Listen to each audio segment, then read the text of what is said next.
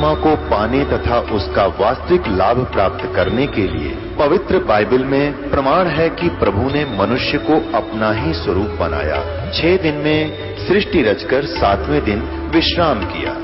कुरान शरीफ में प्रमाण है कि हजरत मोहम्मद को खुदा स्वयं कह रहे हैं कि मैंने तुम्हें उस परमात्मा की महिमा बताने के लिए भेजा है।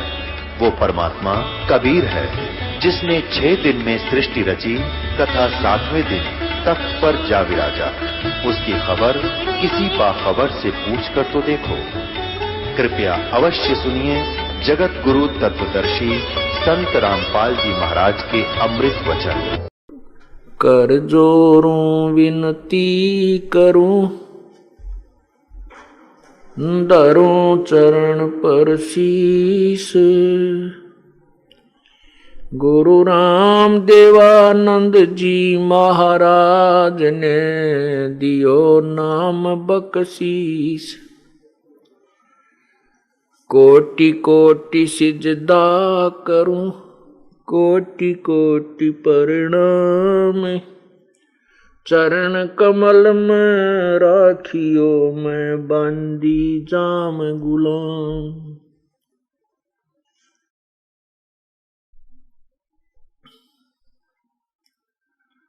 जय इब कै सतगुरु मिले, सब दुख आखूं रोए। चरणों ऊपर शीस धरूं, कहूं जो कहनी होए। कबीर गुरु जी मिलेंगे, पूछेंगे कुशलात। आद्य अंत की सब कहूं, अपने दिल की बात। गुरु जी तुम ना भूलियो, चाहे लाख लोग मिल जाएं।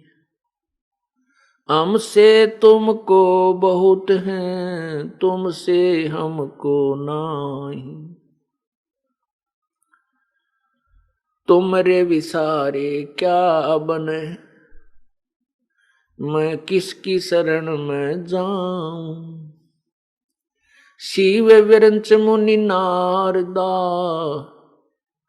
तिनके हृदय न समाऊं।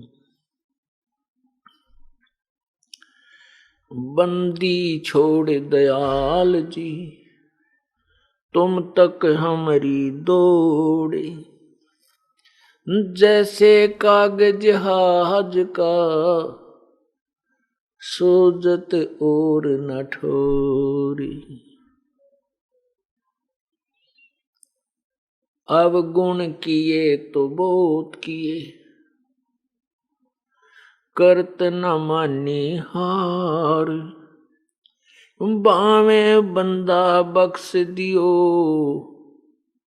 बावे गर्दन उतार। अब गुण मेरे बाप जी, बख्शो गरीब नवाज।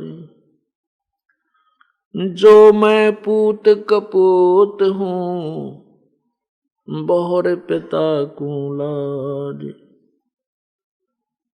मैं अपराधी जन्म का, नक्सक भरे विकार। तुम दाता दुख भंजना, मेरी करो संभार। कुत्ता तेरे दरबार का, मोतिया मेरा नाम। गले प्रेम की जेवड़ी, जा खेचो वहां जाऊं मैं। तो करो तो बावड़ू, दूर दूर करो तो जाऊं। जो राखो तो ही रहूं, जो देव सो खाऊं।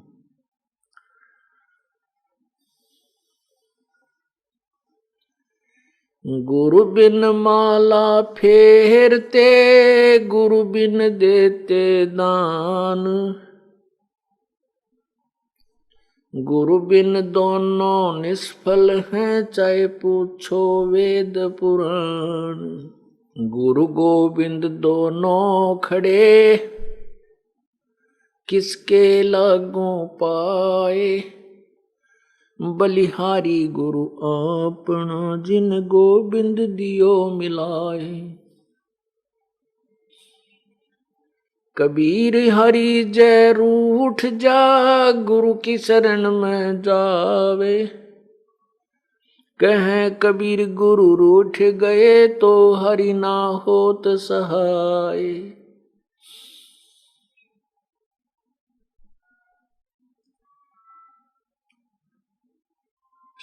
सतगुरु के उपदेश का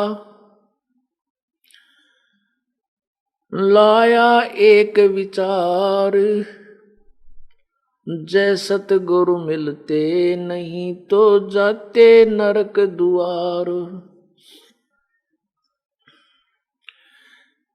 यम द्वार में दूत सब करते खेचा तान। उनसे कबू नहीं छूटता, फिर फिरता चारों खानी। कबीर चार खानी में भरमता, कबहू न लगता पार। सो फेरा सब मिट गया, मेरे सतगुरु के उपकार। सात समुद्र की मसी करूं, लेखनी करूं बन राय। धरती का कागज करूं, गुरु गुण लिखा न जाए।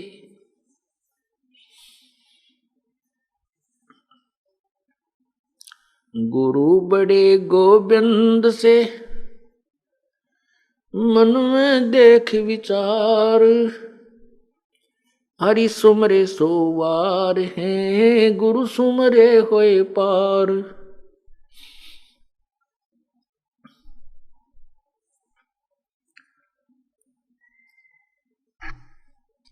हरि सेवा युग चार है, गुरु सेवा पल एक। तास 75 नहीं तुले, सतगुरु संतों करो विवेक। परम पिता परमात्मा सारी सृष्टि के रचनहार, सर्व ब्रह्मांडों के कंट्रोलर, संचालक कबीर देव कबीर प्रभु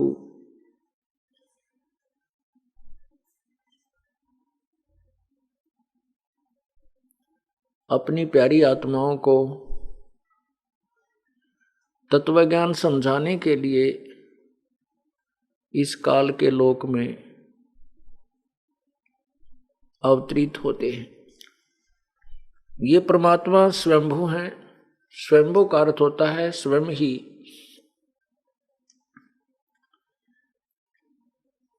जिसका कोई जन्मदाता ना हो, जिसका कोई माता पिता ना हो, वह स्वयंभू परमात्मा होते हैं।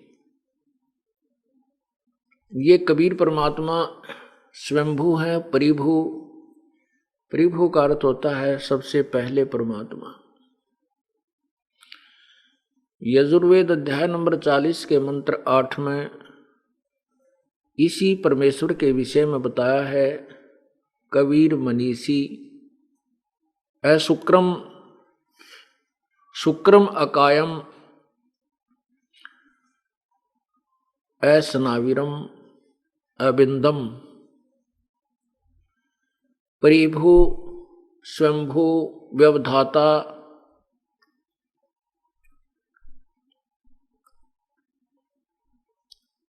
इस परमात्मा के विषय में वेदों में भी संकेत है और स्वयं भी परमेश्वर ने आके बताया है। वेद हमारा वेद है, मैं मिलो वेद से नाही। और जौन वेद से मैं मिलूं, वो वेद जानते नाही। परमेश्वर कहते हैं कि वेद, ये चारों वेद मेरा ही भेद है, मेरे ही विषय में जानकारी देते हैं, परंतु इन चारों वेदों में मेरे पाने की विधि नहीं है, सतलोक जाने की वे ऑफ वर्शिप, पूजा की पद्धति नहीं है।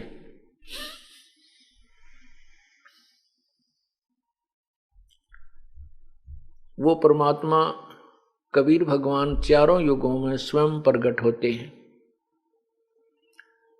जिसमें वो यहाँ पृथ्वी पर यानी काल के लोक में 21 ब्रह्मांडों में आते हैं। वो परमात्मा इस काल के लोक में चारों युगों में आते हैं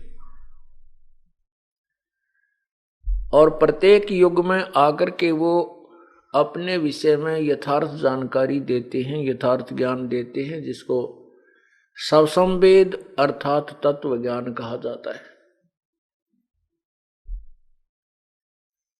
परंतु सतयुग, त्रेता और द्वापर में ये मानव शरीरधारी प्राणी इतने दुखी नहीं होते और इन सभी की रुचि परमात्मा में होती है। प्रत्येक प्राणी में पिछले जन्म संस्कारों का, पिछले उन संस्कारों का भक्ति धन बहुत होता है और तकरीबन सभी के शब्द में शक्ति होती है। जो ये रिवाज अपने यहाँ चली हुई है परंपरा के, बड़े व्यक्ति छोटों को आशीर्वाद देते हैं, सिर पे हाथ रखते हैं, तो ऐसे करने से यदि उस व्यक्ति के अंदर कोई पूर्व जन्म की कमाई है, भक्ति है, तो उससे उसकी पुण्य कमाई, जिसको वो आशीर्वाद देता है, सिर पे हाथ रखता है, उसमें प्रवेश कर जाती है और उनको आशीर्वाद के साथ एक मांगलिक वाणी भी बोलते हैं। जैसे ये बूढ़ियों, बुजुर्गों की, वृद्धों की, वृद्धा की और जो पुत्र वधू होती है वो उसके पैर दबाती है। यहाँ हरियाणा में एक ऐसी रिवाज है और वो कहती है, तो बूढ़ सुहागण हो, दूध दान आवे, पोतों फुले, पुत्रों फले। इसका अर्थ होता है कि तू बूढ़ सुहागण का अर्थ है कि वृद्ध अवस्था तक तेरा पति ना मरे और दूध धन आवे अर्थात तेरे घर में पशुधन खूब रहें, जो दूध वाले होते हैं, और पुत्रों फले, तेरा खूब संतान हो। तो इस तरह के आशीर्वाद ये दिया करती थी। तो उससे क्या होता है कि पहले सभी भक्ति युक्त होते थे, भक्ति धन होता था, उनकी जेब में चवन्नी होती थी और उस चवन्नी, उस 10 रुपए उसकी जेब में हैं तो वो अपने पुत्र वधू को या अपने बेटों को, पोतों को, अपनी पुत्री को और देवता देवती को, वो बुजुर्ग स्त्री या पुरुष, दादा दादी, नाना नानी या माता पिता आशीर्वाद दे करके उनको तो निहाल कर देते थे, लेकिन उनकी जेब खाली हो जाती थी। तो ऐसे पहले एक परंपरा थी कि बड़े लड़के को पगड़ी बांध दी जाती थी, उसके साथ वो फिर जैसे पिता आशीर्वाद देता था ऐसे वो भी सबको शीश पे हाथ रखता था, पिता के रोल में आ जाता था। और एक कुछ ऐसी परंपरा आपने देखा होगा कि किसी परिवार में कोई झाड़ा लगाता है, उसके बाद वो अपनी शक्ति, वो झाड़े वाली उसको दे जाता है अपने पुत्र को, ज्येष्ठ पुत्र को, फिर वो लगाने लग जाता है। तो ये काल का भयंकर जाल है, ये काल का भयंकर जाल है ये आपको फिर समझाएंगे क्यों अलग विषय है, फिर भी थोड़ा संकेत देंगे। तो इस तरह ये काल हमें ठगता रहता है, हमें भक्तिहीन करा के कति खाली जेब करवा के और फिर 84 लाख योनियों में गधे कुत्ते सूअर बना के छोड़ देता है। जैसे आप एक ही प्रमाण बहुत है बुद्धिमानों को समझने के लिए। राजा अम्बरीश थे। राजा अम्बरीश बहुत महान पुण्य आत्मा थे, बहुत ही अच्छी श्रेष्ठ शक्ति विष्णु तक की किया करते थे। उसमें दुर्वासा जैसे सिद्ध पुरुष जिसके सामने इंद्र भी कांप जाता था, वो ऐसे क्रोधी और वचन शक्ति युक्त थे दुर्वासा जी। राजा अम्बरीश के दरबार में जाकर के उसने अपनी तड़ी जमानी चाहिए थी और राजा अम्बरीश को दुर्वासा जी ने मारने के लिए एक सुदर्शन चक्कर छोड़ दिया। अपनी कमाई था, अपनी शक्ति ने सुदर्शन चक्कर ने राजा अम्बरीश के पैर छुए और वापस दुर्वासा को मारने के लिए उसकी तरफ उग्र रूप धारण किया। दुर्वासा डर के मारे आकाश में सिद्धि से उड़ चला और वो चक्र सुदर्शन साथ साथ उसको मारने के लिए जा रहा है। इंद्र के पास गया, इंद्र ने भी हाथ जोड़ दिए कि मेरे बस की बात नहीं है, तू आगे चल। भगवान शिव के पास गया, ब्रह्मा के पास गया अपनी रक्षा के लिए। विष्णु के पास इसलिए नहीं जा रहा था क्योंकि वो विष्णु उपासक थे अम्बरीश। अंत में उसने विष्णु के पास भी जाना पड़ा। तब विष्णु जी ने कहा कि क्या गुस्ताखी की ऋषि जी। विष्णु जी ने कहा कि तूने क्या गुस्ताखी की ऋषि जी। तो उसने सारी कथा बताई कि राजा अम्बरीश एक साधना कर रहे थे और मैंने उसको कहा कि तू निर्गुण उपासना कर, ये सरगुण पूजा त्याग दे। उसने मेरी बात की अवहेलना की। मैंने क्रोध में आकर के उसको मारने के लिए सुदर्शन चक्कर छोड़ा और ये सुदर्शन चक्कर उसके चरण छू के ऋषि अम्बरीश, राजा अम्बरीश के, और मुझे ही मारने के लिए मेरे पीछे लगा हुआ है, मेरी रक्षा करो। वहां 88,000 ऋषि बैठे थे। दुर्वासा की ऐसी दुर्गति देख करके सब हंसने लगे कि ये अंडी पाक रहा था, आज देख इसकी गिग्गी बंदरी।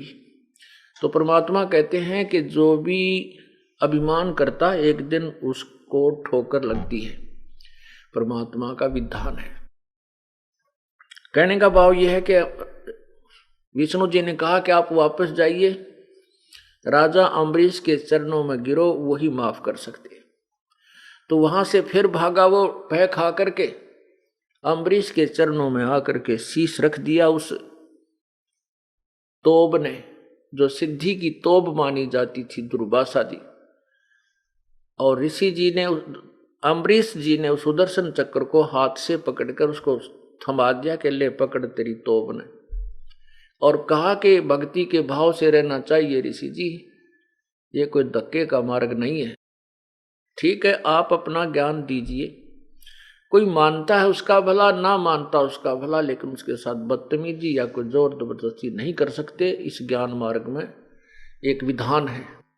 प्यार से बार बार समझाते रहिए। मानता ठीक है, नहीं मानता है तो उसकी मर्जी। उसके बाद वही राजा अम्बरीश राजा जनक बने, जो सीता जी के पिताजी कहलाए। उसमें भी वो पुण्यात्मा इतनी भक्ति युक्त थे कि सुखदेव जैसे ऋषि ने भी उसी राजा जनक विधेयी से आकर के दीक्षा ली, अपना कल्याण मार्ग पूछा और स्वर्ग तक जाने की विधि राजा जनक ने उसे बताई। अब देखना, राजा जनक जब अपना समय पूरा करके जाने लगा विमान में बैठकर, तो काल की बहुत जबरदस्त चाल है। उसने उसका विमान ऐसे स्थान से निकाल दिया जहां पर एक नरक था। उस नरक में 12 करोड़ आत्माएं, अपना जीव प्राणी अपना कर्म का दंड भोग रहे थे और बुरी तरह हाहाकार मचा हुआ था। अब साधु संत भगत के अंदर दया बहुत होती है, लेकिन उस दया का भी हम दुरुपयोग कर जाते हैं। ये भी हमारे लिए एक बहुत हानि होती है। अब उसने देखा कि यहां बहुत बुरी तरह चिल्ला रहे हैं, एक दारुण आवाज आ रही है। राजा ने कहा अपने विमान चालकों को कि भाई पार्ख दो, अर्थात परमात्मा के जो दूत हो तुम इस विमान को रोको। विमान रोक दिया गया। पूछा कि ये ऐसी करुणा में आवाज कहां से आ रही है, यहां किसको क्या तकलीफ है, कृपया पता करो, मुझे बताओ। तो उन देवदूतों ने बताया कि यहां पर एक नरक है राजन, और उसमें सभी प्राणी अपने किए हुए पाप कर्मों का दंड भोग रहे हैं, जिस कारण से वो चिल्ला रहे हैं, उनको यातनाएं दी जा रही हैं। राजा ने कहा कि इनको सभी को छोड़ दो, इनको इस यातना मत दो और नरक से निकाल दो। वो देवदूतों ने कहा कि राजन, यहां पर आपका हुक्म नहीं चलता, यहां पर धर्मराज का हुक्म चलता है। धर्मराय की आज्ञा से सब कुछ यहां हो रहा है। एक न्यायाधीश है यहां का, प्रत्येक ब्रह्मांड में चीफ जस्टिस। तो राजा ने कहा कि उस न्यायाधीश से मेरी बात कराओ। धर्मराज आया, उसने कहा कि राजन आप चलिए अपने लोग, आप स्वर्ग चलिए, और ये तो नरक है, जिसने जैसा कर्म किया है उसका दंड ये भोग रहे हैं। राजा ने कहा कि मेरे से इनका दुख नहीं देखा जाता, कृपा इनको छोड़ दीजिए। धर्मराज ने कहा कि मैं ऐसा नहीं कर सकता, परमात्मा का विधान है, इनको नहीं छोड़ा जा सकता। राजा ने कहा कि मुझे भी यहीं छोड़ दीजिए, मैं भी इन्हीं के पास रहूंगा, आगे नहीं जाऊंगा। धर्मराज ने कहा कि ऐसा भी नहीं हो सकता। अब राजा की ज्यादा जिद देखकर, हठ को देख करके धर्मराज ने एक विकल्प निकाला कि एक काम हो सकता है राजन, कि आप अपने पुण्य कमाई को इन्हें संकल्प कर दो, जितनी तुम इच्छा करते हो, उस पुण्यों के आधार से हम इसको निकाल सकता हूं, और मेरे पास कोई विकल्प नहीं है। अब भावनावश बह करके, काल प्रेरित होकर के राजा जनक ने कहा कि मैं अपनी आधी पुण्य कमाई इन्हें संकल्प करता हूं। अब देख काल बली की चाल है। राजा जनक को झाड़ दिया, आधा खाली करवा दिया, जो सारे जीवन में उसने पुण्य यज्ञ हवन दान किए थे। धर्मराज ने उन सभी को उन्हीं के सामने विमान में बैठाया अलग से, और स्वर्ग भेज दिया। तब राजा जनक अर्थात अम्बरीश वाली आत्मा स्वयं भी स्वर्ग चली गई। स्वर्ग में अपने पुण्यों को समाप्त करके वही पुण्यात्मा फिर दोबारा ना जाने कितनी तो 84 लाख योनियों में गई होगी। उसके बाद फिर वो श्री नानक जी बने। नानक जी के रूप में श्री कालूराम मेहता जी के घर पाकिस्तान, वैसे उस समय हिंदुस्तान, वर्तमान में पाकिस्तान में हुआ, उनका जन्म हुआ। राजा जनक और राजा अम्बरीश रूप में उसी आत्मा के सामने हजारों लाखों सैनिक नौकर होते थे, और अपने पुण्यों को इस काल के जाल में फंस करके बर्बाद करके नष्ट करके वही पुण्यात्मा स्वयं एक नवाब के यहाँ सुल्तानपुर में नौकर लगे। उस प्यारी आत्मा को फिर परमात्मा आकर मिले। पूर्ण परमात्मा कहते हैं, जो जन हमारी शरण है ताका हूं मैं दासे, गेल गेल लाग्या फिरूं जब तक धरती आकाशे। परमात्मा कहते हैं कि जो हमारी शरण है उसका मैं दास हूं। जैसे श्री नानक देव जी, गुरु नानक देव जी ये किसी समय किसी जन्म में परमात्मा के चरणों में रहें। जैसे आप पुण्यात्मा आज हैं, आप कभी 600 वर्ष पहले परमात्मा आए थे तब भी उनके चरणों में रहे हो, तभी आपको शीघ्र ग्रहण किया जा रहा है, क्योंकि उस समय 64 लाख से सोए थे। वो 64 लाख तो अति शीघ्र परमात्मा के चरणों में आएंगे ही आएंगे, और बाकी जो नए आएंगे उन पे भी फिर सतभक्ति की कलम चढ़ाई जाएगी। तो ऐसे वही पुण्यात्मा किसी जन्म में परमात्मा के शरण में रह करके सतभक्ति की हुई थी। उस सतभक्ति के आधार से वो राजा बने, फिर राजा बने, और साथ में जो भक्ति धन था वो तो उनका साथ रहा।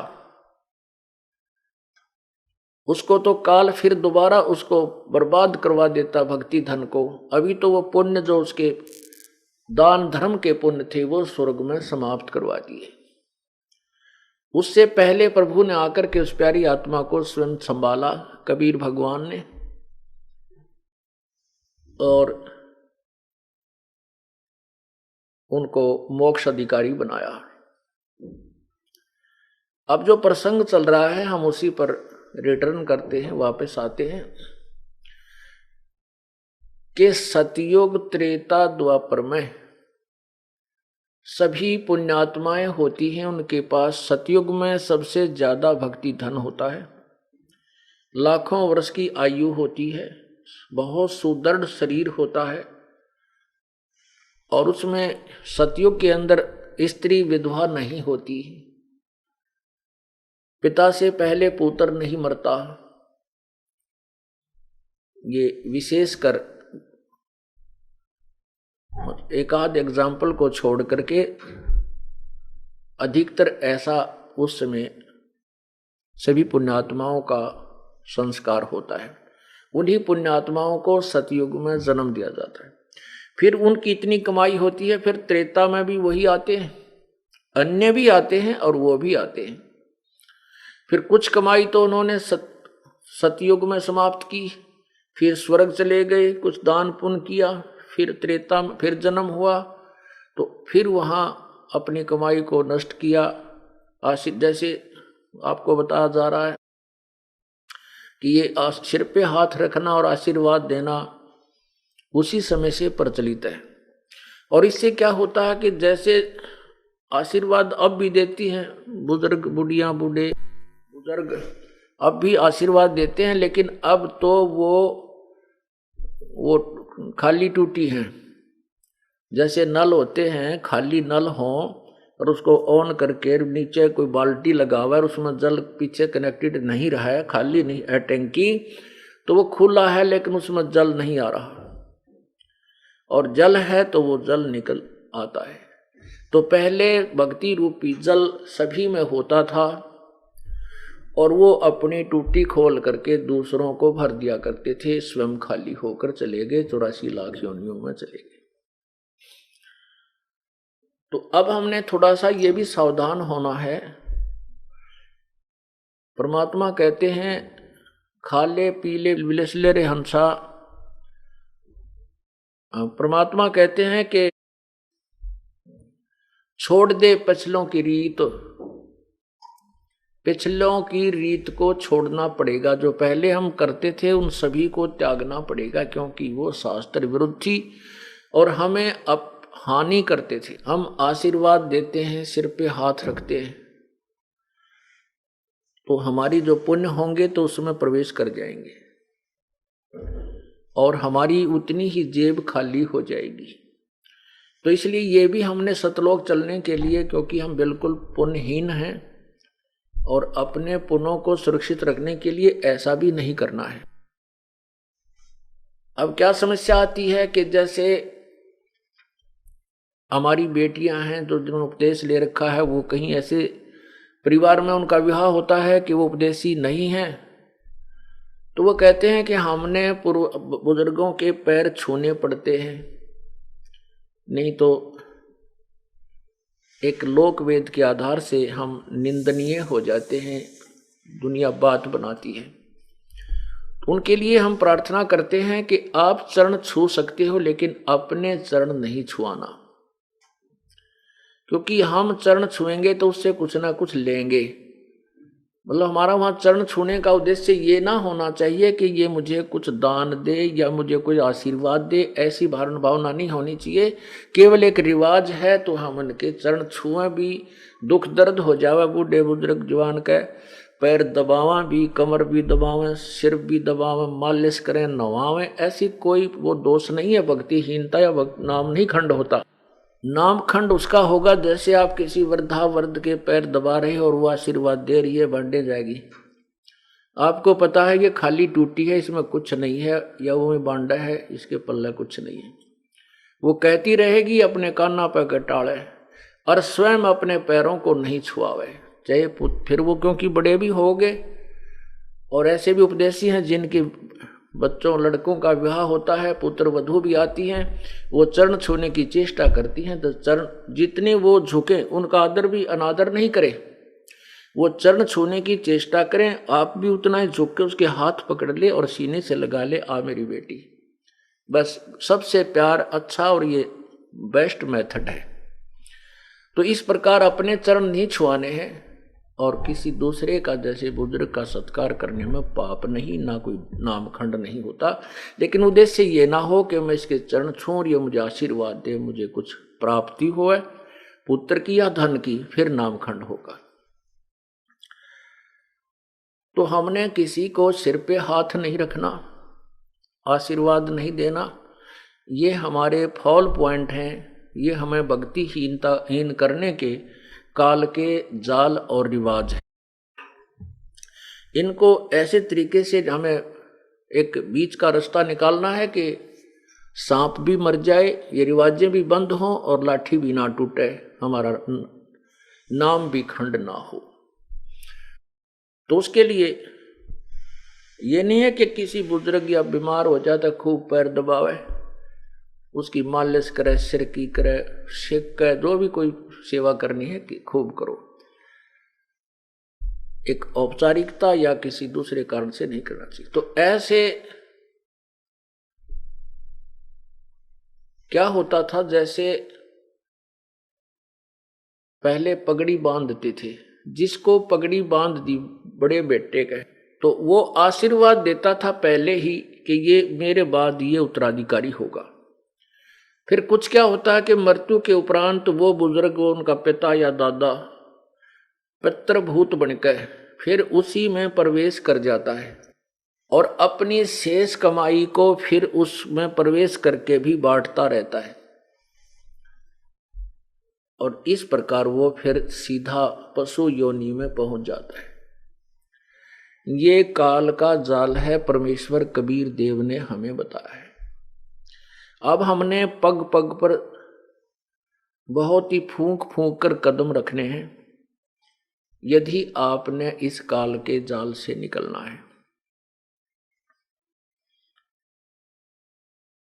तो कहने का भाव ये है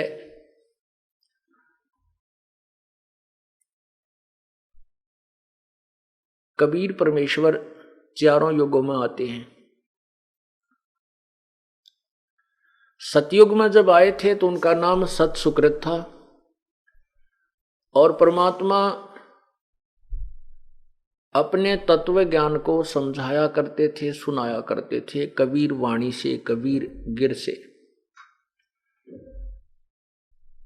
उस समय के ऋषि महर्षि, सतयुग के जो ऋषि महर्षि कहलाते थे, मनु जैसे, वशिष्ठ जैसे, उनके साथ परमात्मा ने खूब गोष्ठी की, उनके साथ ज्ञान चर्चा की, लेकिन उनके पास कोई जवाब नहीं था।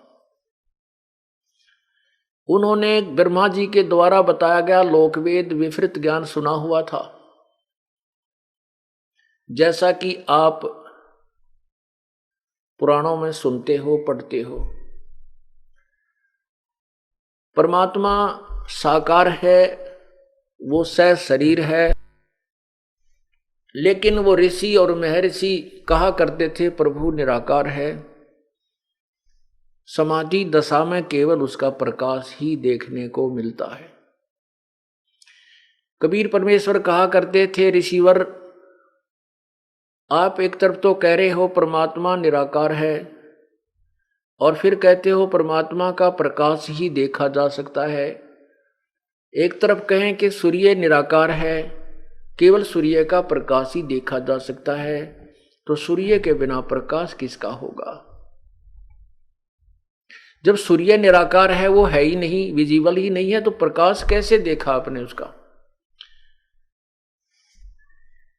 इसी प्रकार आप कहते हो परमात्मा का प्रकाश देखा जा सकता है, तो प्रकाश परमात्मा का है तो परमात्मा साकार है। जैसे सूर्य का प्रकाश देखा है तो सूर्य साकार है। डिवाइन लाइट देखी है, ट्यूब लाइट देखी है, ट्यूब लाइट देखी है तो ट्यूब साकार है, उसकी रोशनी देखी है। डिवाइन लाइट देखी है तो देवी प्रकाश, तो देव है, उस देव से ही प्रकाश है। आपकी रोंग थ्योरी है। अब परमात्मा कहते हैं निरंजन धन तेरा दरबार, निरंजन धन तेरा दरबार, जहां पर तनिक ना न्याय विचार, जहां पर तनिक ना न्याय विचार। कह कबीर सुनो भई साधो, सब उल्टा व्यवहार। कह कबीर सुनो भई साधो, सब उल्टा व्यवहार। सच्चों को तो ये झूठ बतावे, इन झूठों का एतबार। निरंजन धन तेरा दरबार, निरंजन धन तेरा दरबार। अब परमात्मा सच्ची कहा करते थे, और वो मनु जैसे ऋषि जो महर्षि कहलाते थे, वो परमात्मा के द्वारा दिए गए उस सच्चे ज्ञान को स्वीकार ना करके अपनी ही अधूरी और इनकम्प्लीट थ्योरी के आधार पर, अनुभवहीनता के आधार पर परमात्मा को निराकार ही कहते रहे, और कबीर परमेश्वर को उल्टा ज्ञान कहने वाला, उल्टा बोलने वाला वामदेव नाम धर दिया, वामदेव नाम रख दिया।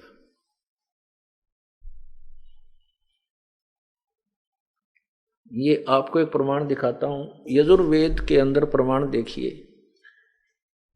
अब इन वेदों का जो वर्तमान में वेद अपने पास हैं और वेद अब तक जीवित रहे हैं, इसके लिए मैं ये दास महर्षि, वैसे तो महर्षि तो नहीं कह सकते, बाकी स्वामी दयानंद जी का आभारी हूं, क्योंकि इनको स्वयं तो वेदों का ज्ञान बिल्कुल नहीं था, ना ही कोई और ज्ञान था, ना कोई सामाजिक ज्ञान था, ना कोई भूगोल का ज्ञान था। ये बिल्कुल अज्ञानी थे। लेकिन इन्होंने ये कहां से सुन लिया कि वेद सच्चा ज्ञान है, वेद में जो लिखा वो सत्य है। इसकी यह रटना सही थी कि वेद जो है वो लिखा सही है, लेकिन स्वयं वेद के बारे में और कोई किसी भी विषय में उसको कतई ज्ञान था नहीं था, अज्ञानी था वो। फिर भी हम इतना शुक्रगुजार हैं कि यदि ये ऋषि दयानंद के अनुयायी अगर इन वेदों को सिर पे रखकर नहीं घूमते फिरते, तो हमें शायद वेद देखने को भी नहीं मिलते। क्योंकि ये दास 37 वर्ष का हो गया था जब 1988 में नाम लिया, तब तक मैंने वेदों की शक्ल भी नहीं देखी थी। किसे है सुना करते वेद हैं, ये नहीं जानते थे वो कोई बुक है या कित ताम्र पत्रों पर लिखे हुए हैं या कित ताड़ के पत्रों पर लिखे हुए हैं। वो हैं कहाँ, कैसे होते हैं? वेद सुने थे। अब इनको वेदों का कति ज्ञान नहीं था, और इसके वेदों की आड़ में गलत ज्ञान प्रचार कर दिया, और वो वेद ही हमारे काम आ गए। अब ये क्या कहते हैं स्वामी दयानंद जी, सत्यार्थ प्रकाश के 7वें समोल्लास में किसी ने प्रश्न किया कि वेदों का ज्ञान कब और किसने दिया? स्वामी जी ने कहा कि सर्वप्रथम परमात्मा ने, ब्रह्म ने 4 ऋषियों को एक एक वेद का ज्ञान दिया। बिल्कुल स्टार्ट में जब परमात्मा ने एक मनुष्य उत्पन्न किए, जोड़े उत्पन्न किए, उन्हीं में फर्स्ट सृष्टि में, प्रथम सृष्टि के उत्पन्न मनुष्यों में से 4 ऋषियों को एक एक वेद का ज्ञान दिया। उन ऋषियों के नाम हैं वायु, आदित्य, अंगिरा, अग्नि, वायु, आदित्य और अंगिरा। आदित्य सूर्य को कहते हैं। इन 4 वेदों को यह ज्ञान दिया। इससे पहले इन वेदों को फिर किसी ने प्रश्न किया है कि हो सकता है इन वेदों, ऋषियों ने ही इन वेदों को अपने अनुभव से प्रकट कर दिया हो कि नहीं। परमात्मा ने इनके हृदय में प्रवेश करके, ब्रह्म ने इनके हृदय में जीव रूप में प्रवेश करके, जैसे भूत बोला कर, जैसे श्री कृष्ण में प्रवेश करके गीता बोल दी, ऐसे उन ऋषियों के हृदय में ब्रह्म ने प्रवेश करके आत्मा में फिर वेद बोले। इससे सिद्ध उसका कहने का भाव ये है कि वेदों का ज्ञान ऋषियों को नहीं था, और सर्वप्रथम ये चारों वेद इन 4 ऋषियों ने जाने और पढ़े। फिर अन्य ऋषियों ने समाधिस्थ होकर के इनके अर्थ जाने और व्याकरण बनाई। उनका कहने का भाव ये है कि सृष्टि की आदि में इन 4 ऋषियों से पहले अतिरिक्त कोई भी ऋषि वेदों को नहीं जानता था, और किसी भी ऋषि आदि का नाम वेदों में नहीं है। तो उनकी एक थ्योरी थी, समाप्त हो जाती, खत्म होती है। अभी आपको जो प्रमाण दिखाएंगे कि सृष्टि के आदि में इन वेदों में को बोला गया, और उन 4 ऋषियों को ही ये ज्ञान प्राप्त हुआ, अन्य को वेदों का ज्ञान नहीं था। और उन वेदों ने जो ज्ञान बोला वो केवल एज ए जैसे टेप रिकॉर्डर, जैसे टेप रिकॉर्डर में कैसेट डाल दी जा वो बोलता है, इतना योगदान उन ऋषियों वाले खोखे का था। बाकी उनका अपनी तरफ से कोई उन वेदों के बोलने में योगदान नहीं है। अब देखिए कि सृष्टि की आदि में बोले गए वेद, स्वामी जी कहते हैं उसके, तो ये भी इनका खंडन स्वयं ही होता है। यजुर्वेद अध्याय नंबर 12 के मंत्र नंबर 4 में, यजुर्वेद अध्याय नंबर 12 के मंत्र नंबर 4 में स्वामी जी खुद कहते हैं, ये देखिएगा, यजुर्वेद और ये महर्षि दयानंद सरस्वती द्वारा इसका अनुवाद है। यहां देखना, प्रकाशक हैं सार्वदेशी कार्य प्रतिनिधि सभा 2/5 महर्षि दयानंद भवन, रामलीला मैदान, नई दिल्ली। यजुर्वेद आर्य भाषा भाष्य संपूर्ण 40 अध्याय महर्षि दयानंद सरस्वती कृत। स्वामी दयानंद जी ने इन वेदों का अनुवाद किया। अब देखना, ये इसके 12वें अध्याय में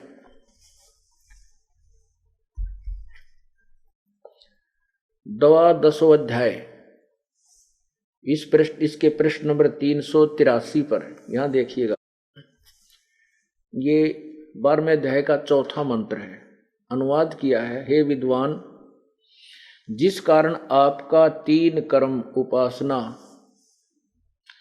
और ज्ञान से युक्त दुखों का जिससे नाश हो, गायत्री छंद से कहे विज्ञान रूप अर्थ, नेत्र, बड़े बड़े रथों के सहाय से दुखों को छुड़ाने वाले इधर उधर से के अव्यय स्तुति के योग्य ऋग्वेद आत्मा अपना स्वरूप उष्णिक आदि छंद कान आदि अंग। अब यहां देखना यजुर्वेद के मंत्र नाम ग्रहण करने और छोड़ने योग्य व्यवहारों को के योग्य वामदेव ऋषि ने जाने व पढ़ाए।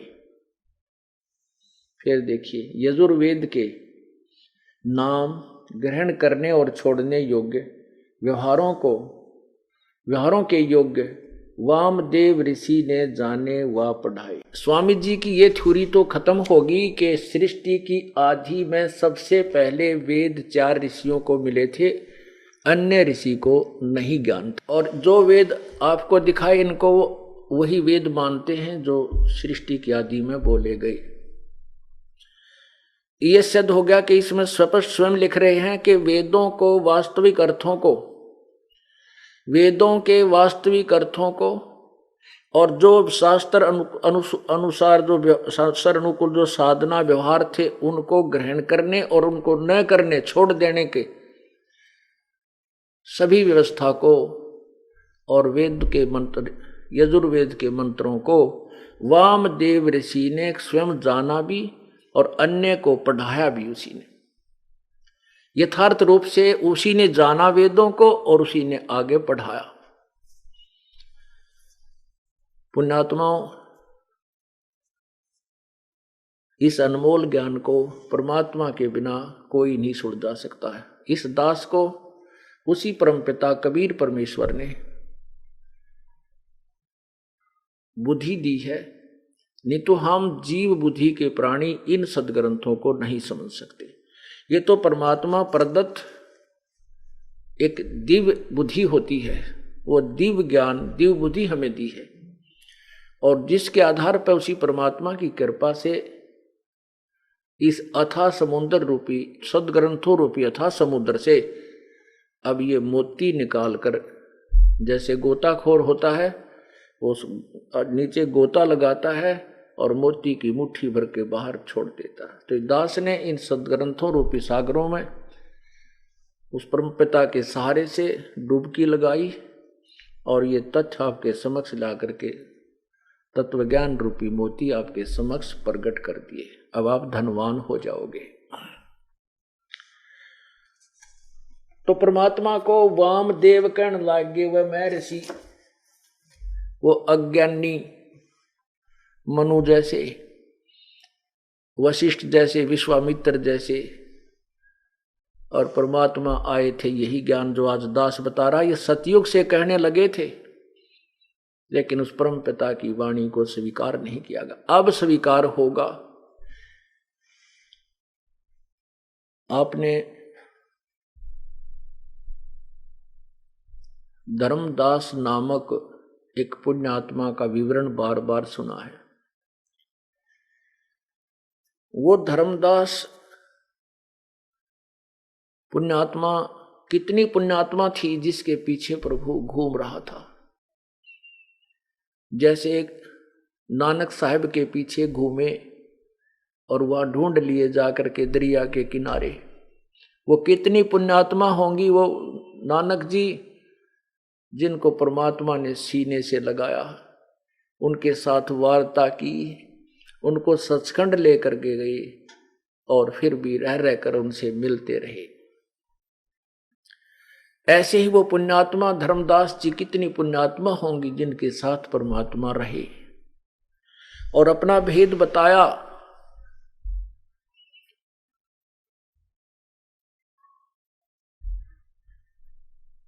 धर्मदास जी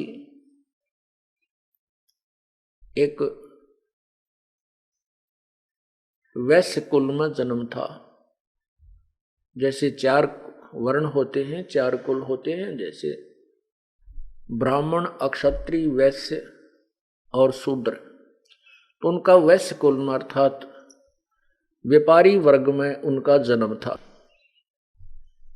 और उनके धर्मदास जी के पूर्वज माता, पिता, दादा परदादा इतने धनी थे कि उनके पास बहुत ही ज्यादा धन था। कहने को यहां तक आता है कि बांधवगढ़ के नवाब पर जब कभी कोई आपत्ति आती थी, जैसे अकाल गिर जाना या फ्लड आ जाना, महामारी आ जाना, आपत्ति आ जाती थी, वित्तीय हालत उसकी खस्ता हो जाती थी, तो धर्मदास के पूर्वजों से वो वित्तीय सहायता लिया करता था।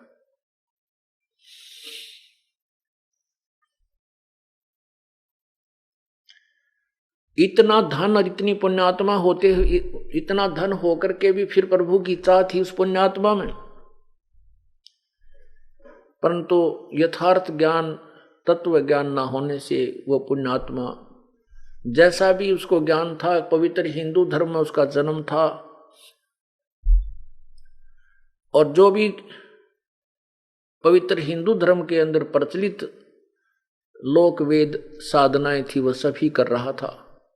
उन्होंने एक गुरु भी धारण कर रखा था, क्योंकि कहते हैं गुरु बिन मोक्ष नहीं, गुरु के बिना कल्याण नहीं। इसलिए पुण्यात्मा जो होती हैं वो गुरु अवश्य बनाती है। लेकिन ऐसे कोई नकली गुरु बना लेने से, शास्त्र ज्ञानहीन गुरु बना लेने से भी कोई लाभ नहीं, क्योंकि वो गुरु नहीं है।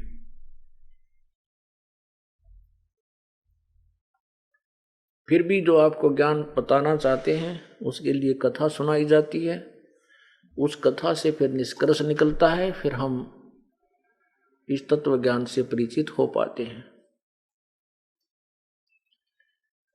धर्मदास जी ने एक रूपदास नाम के वैष्णव साधु से उपदेश प्राप्त था, नाम ले रखा था। रूपदास जी वैष्णव परंपरा के साधु थे। विष्णु जी को सर्वशक्तिमान, सर्वेश्वर, मृत्युंजय, सर्वशक्तिमान, सबके रचयिता मानते थे। रूपदास जी ने उस प्यारी आत्मा धर्मदास जी से को आदेश दिया हुआ था कि बेटा एकादशी का व्रत किया कर, नित्य गीता का पाठ किया कर, एक अध्याय आधा अध्याय जैसा तेरे से पाठ हो प्रतिदिन इसका पाठ किया कर, और धर्म भंडारे किया कर, धर्म यज्ञ किया कर, भंडारा किया कर। और बेटा यदि तीर्थ भ्रमण कर सके तो बहुत ही पुण्य होता है, सर्व पाप नष्ट हो जाते हैं। उस तीर्थ के पाप धर्म, उस तीर्थ पर जाने से ये लाभ है, उस तीर्थ पर जाने से ये लाभ है, जैसा भी विष्णु पुराण में लिखा हुआ वो सारा सुना रखा था।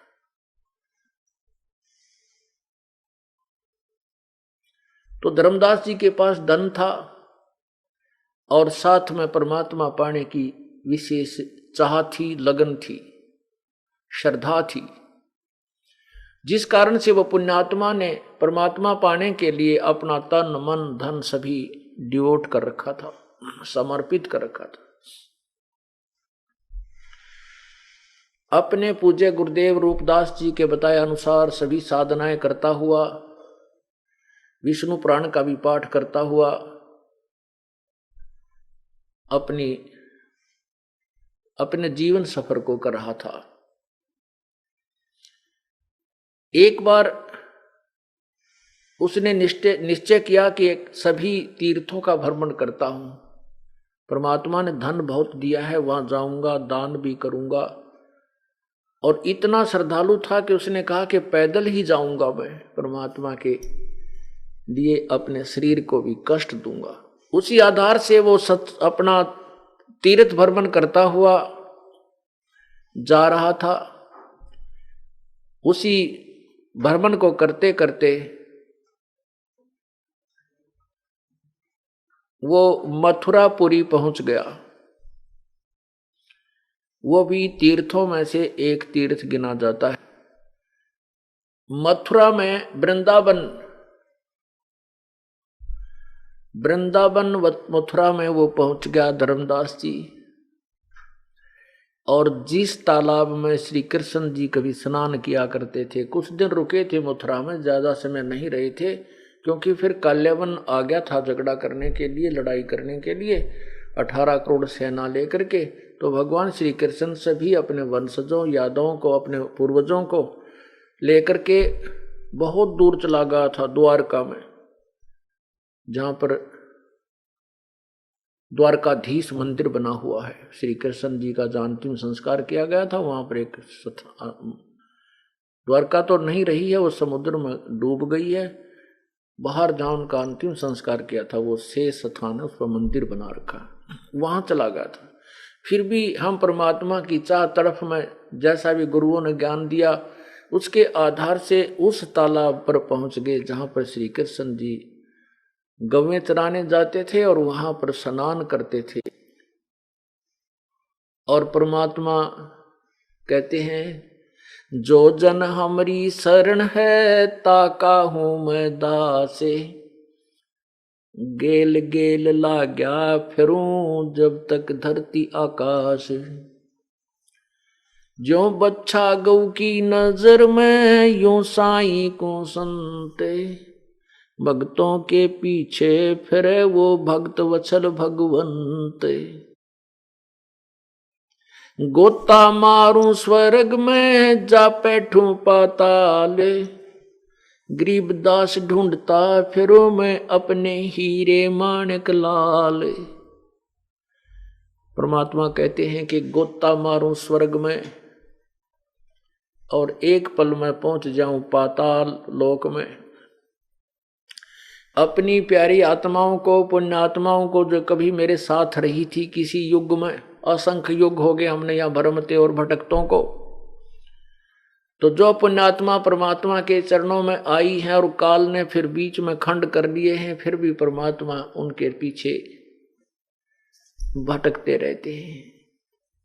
परमेश्वर कबीर देव जी कहते हैं, मैं रोवत हूं सृष्टि को, ये सृष्टि रोवे मोहे।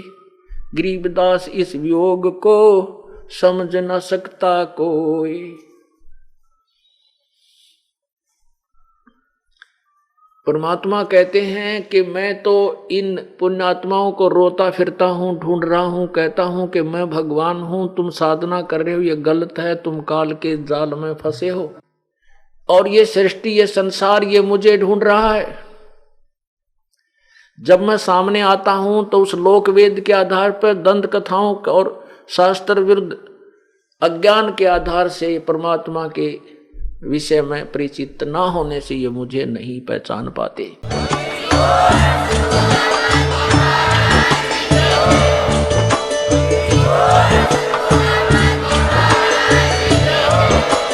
आप सुन रहे थे जगत गुरु तत्वदर्शी संत रामपाल जी महाराज जी के मंगल प्रवचन। अधिक जानकारी के लिए विजिट कीजिए हमारी वेबसाइट www.jagatgururampalji.org। संत रामपाल जी महाराज जी के शुभ आशीर्वाद से पूरे विश्व भर में 500 से भी ज्यादा नाम दीक्षा केंद्र हैं, जिन पर संत रामपाल जी महाराज जी द्वारा ऑनलाइन निशुल्क नाम दीक्षा दी जा रही है। अपने नजदीकी नाम दीक्षा केंद्र का पता करने के लिए संपर्क करें 8222880541।